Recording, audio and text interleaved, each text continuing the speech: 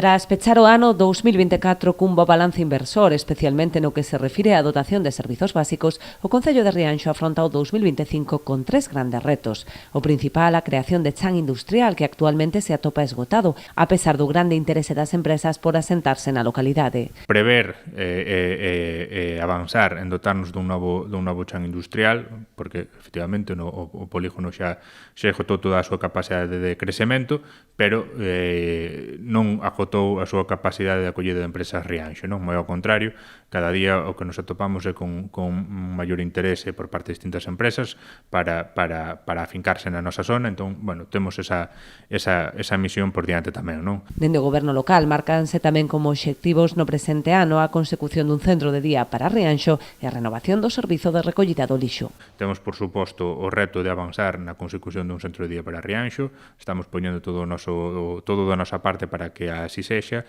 e estou convencido que se darán avances moi importantes nos próximos meses, non? E temos tamén outro reto fundamental que compartimos con todos os concellos do país, que é afrontar o que ten que ver coa renovación do servicio de recollida do lixo, non? Tanto no ámbito do servicio en sí, como no ámbito da xestión interna do mismo, da ordenanza fiscal que o regula, etcétera, etcétera, non?